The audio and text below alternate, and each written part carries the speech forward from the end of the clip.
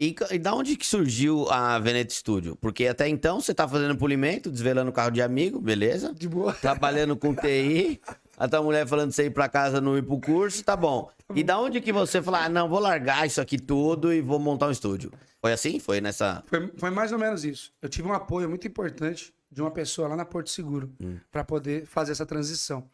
Foi mais ou menos o seguinte, eu fazia de final de semana, abria a quina dos amigos, queimava a pintura do Peugeot e tudo mais. E gostava muito disso aí. Eu via que eu gostava muito mais. Saí do TI, fui a Porto Seguro. Na Porto Seguro o ambiente também não era favorável. Tinha o cara que não gostava de mim. E eu fazendo cada vez mais trabalho de final de semana, cada vez mais trabalho de final de semana. Assistindo muito vídeo no YouTube. Gostava muito de assistir, aprender no YouTube. Como eu não gostava de ler, O YouTube foi um tipo de conteúdo que surgiu assim, né? A galera ia muito pesquisar no YouTube, né? e eu falo muito isso. O YouTube é um lugar onde se pesquisa muita coisa. E se você quer ensinar alguma coisa que quer ser encontrado, o YouTube é um lugar legal. Sim. E eu consumia muito conteúdo, eu via vídeo gringo, eu via vídeos nacionais, eu via de tudo. Tinha um cara que eu seguia na época que eu assistia muito a DG. A DG eu assistia, nossa. Isso que eu ia falar, porque como você começou com mecânica, então a Eu DG... assistia a DG. O ADG já era Tonela, velho nessa época. Assistia o ADG. Já era magro. Não, mas eu assistia o ADG gordo ainda. Assistia o ADG gordo. Lá no cativeiro que ele tinha lá na oficininha, que era 2 carros de largura e 3 de comprimento. Foi, assistia o ADG desde aquela época. Assistia um cara, Diego Velocímetros, ADG. Diego Velocímetros. Assistia. Tinha um cara que restaurava Monza, eu assistia ele.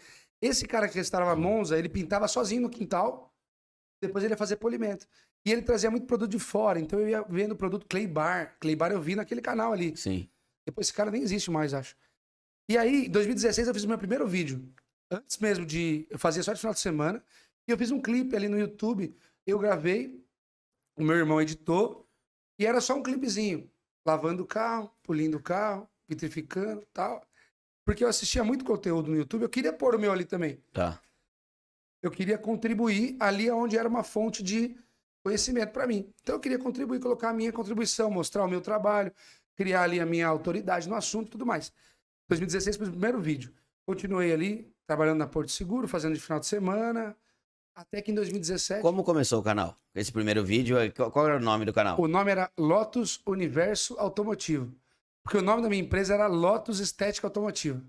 Eu criei como Lotus em 2014, lavagem a seco. Eu tenho até Lá atrás, então você criou a empresa de lavagem a seco, de tudo. Desde o começo, Aqua Zero eu lá. queria ser profissional. Eu falava assim, eu quero fazer um negócio. Então eu fiz uniforme, eu tinha uma mochilinha, todos os produtos que eu punha lá. Eu tinha cartão de visita, eu tinha página no Facebook. Primeira coisa que eu fiz, página no Facebook. Não tinha Instagram ainda na época. Era o que tinha, era Facebook. E eu me liguei que o mundo tava vendo as coisas na internet. Então eu falei, cara, eu quero estar ali, eu quero aparecer. Então eu lavava 2 carros no final de semana, eu tirava 10 fotos. Aí postava uma por dia no Facebook. Todo dia eu postava uma foto. Um ângulo diferente e tal. Então, Lotus Estética Automotiva. Era esse o nome até então.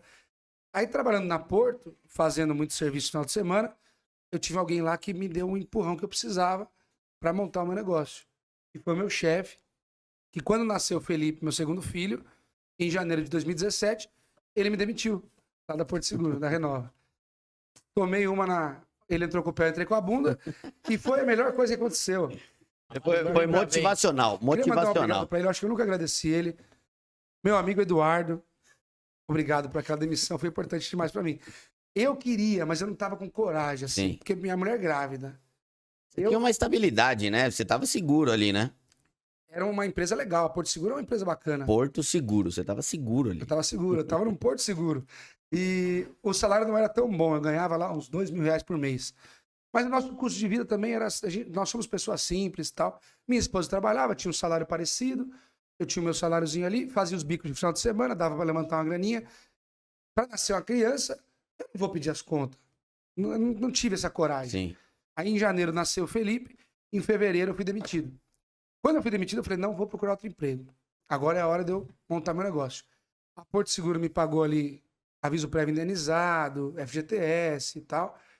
Teve um problema no depósito do FGTS deles, me tiveram que pagar uma multa. Me pagaram mais um salário de multa. Eu peguei aquele dinheirinho, deu uns R$20.000.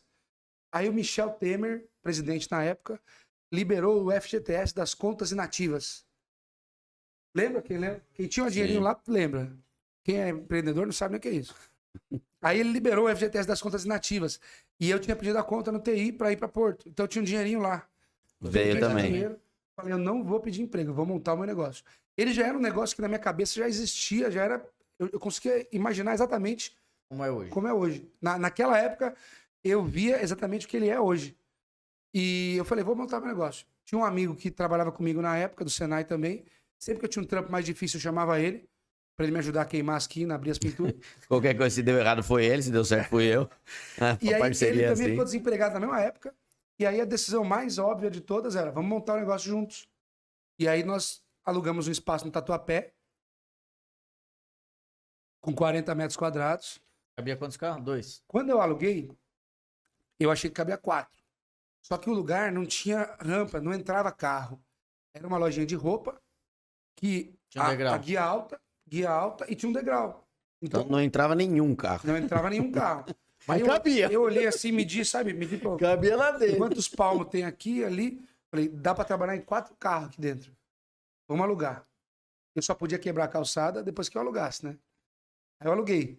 Cara, quando eu fiz aquela rampa, que eu entrei com o carro lá dentro, me deu um desespero. Só coube um. Cabia 2. Hoje é uma estética nesse lugar, eles trabalham um carro por vez. Cabia 2 assim, 2 na 45. Tá. Pra guardar, dava pra guardar 4 carros com o retrovisor encolhido. A gente media, a gente sabia certinho. Você é Cabia. um cara bom de medida, hein?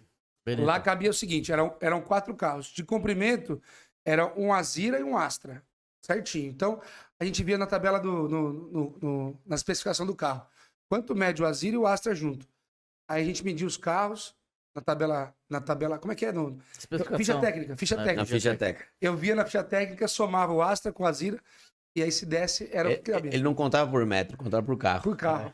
É 3 Azira, 2 Astra e um QQ. Não tem o Santana, não. Santana, não sei.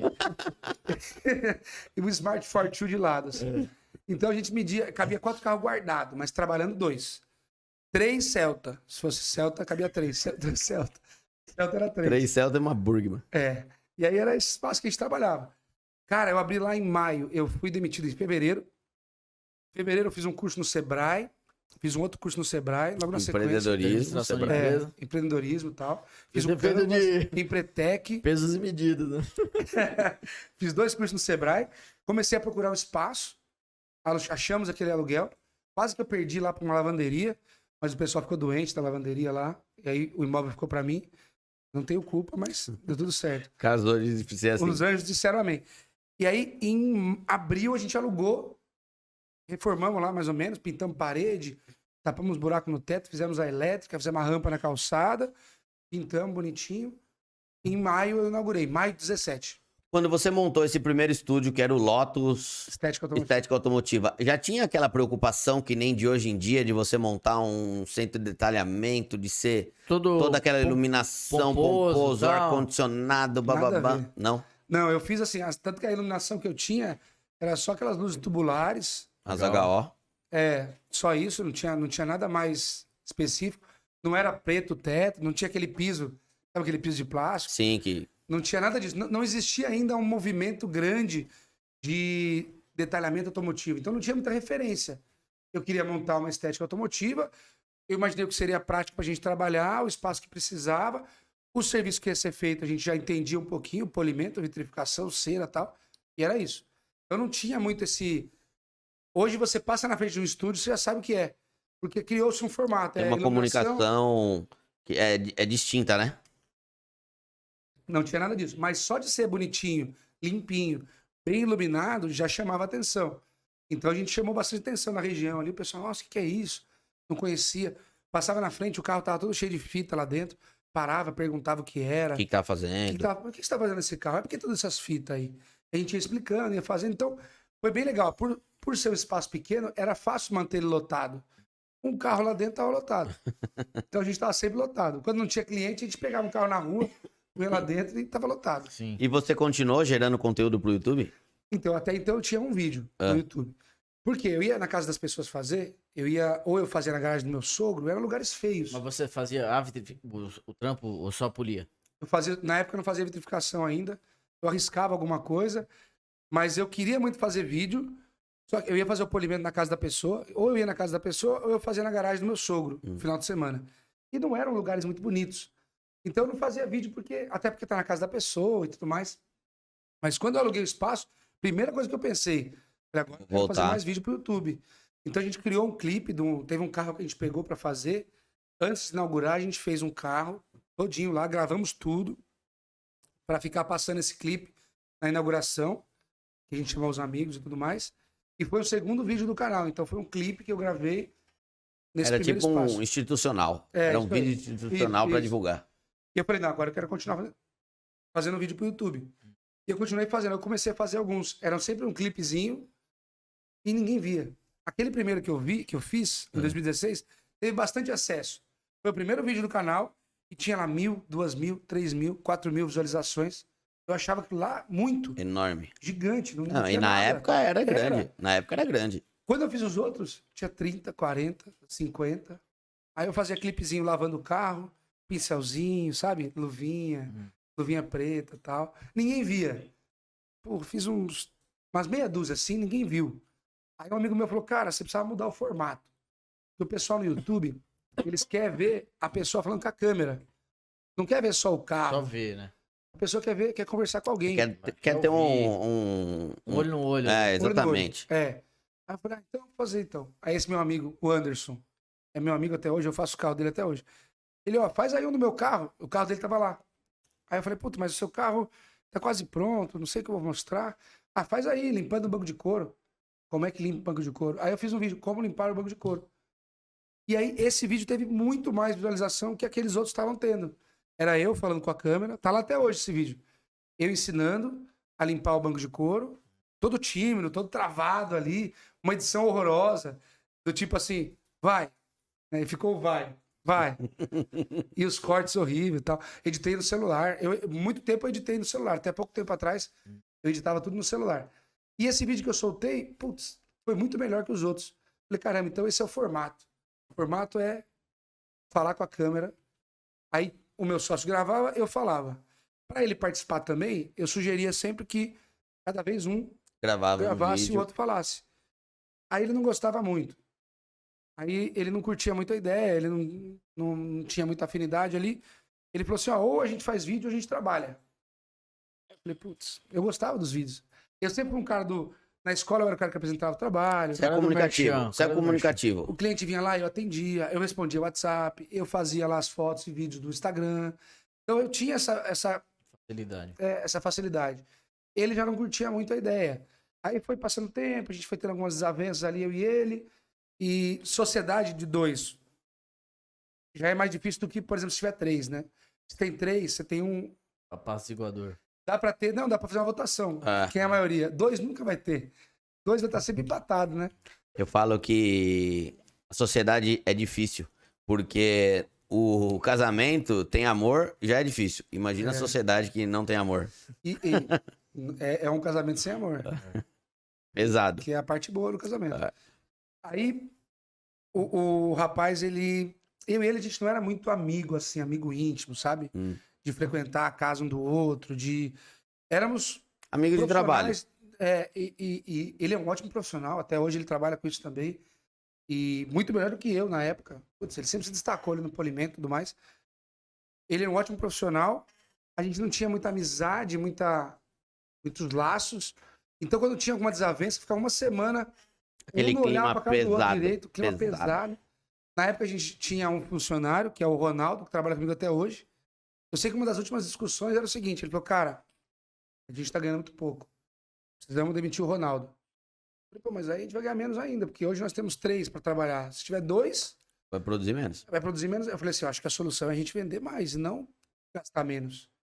Então, para não demitir o Ronaldo, tá aí até hoje com a gente, o Ronaldo Kosaka, japonês. Eu puli o carro dele também, abri a quina do capô do Civic dele, o Civic 7. Quer dizer, quem for japonês corre um certo risco do Veneto. Você tem meio preconceito contra carioca e japonês. Ah, caramba. E aí eu sei que encerramos a sociedade. Em 2018, foi cada um para um lado. Ele falou, cara, eu quero... Foi assim, ele falou, vamos fechar, não quero mais trabalhar com você.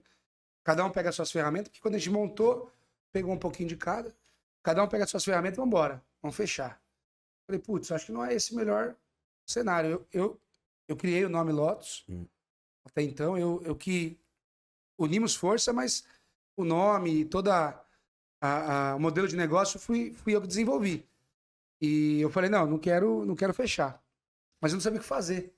Aí eu falei, meu irmão, Maurício, Parte dele. o que eu faço? Eu não tive essa sacada. Não, eu falei, vamos fechar. Ferrou, vou ficar sem. Aí meu irmão falou assim, não é ele que quer sair? Se ele quer deixar a empresa, ele pode vender a parte dele para você ou até para outra pessoa. Mas que seja para você. Então pergunta para ele quanto que ele quer na parte dele. Aí eu falei, cara, põe um preço na sua parte aí e eu compro de você. Aí ele pegou, ele fez uma conta, calculou o preço das ferramentas que a gente tinha, quantos produtos tinha lá. Ele falou, eu quero 20 mil. Aí eu falei, eu pago 15. Aí ele falou, 18. Aí no fim nós fechamos em 16. 17,5. 16 mais uma politriz e 2 carrinhos. Aí você deu aquela politriz que a tua cunhada tinha te dado lá atrás. Sacanagem, que ela tinha vendido já. Aí ele foi embora por 16. Então eu vendi metade da minha empresa. Eu comprei, na verdade, metade da minha empresa em 2018, dia 15 de novembro de 2018, por 16 mil e uma politriz e 2 carrinhos. 2 carrinhos. E aí a gente se separou. Ele morava longe pra caramba, na Zona Norte. Aí ele abriu um negócio na Zona Norte. Eu fiquei lá sozinho, eu e o Kosaka, o japonês. O japonês. Eu e o japonês, que tá com a gente até hoje.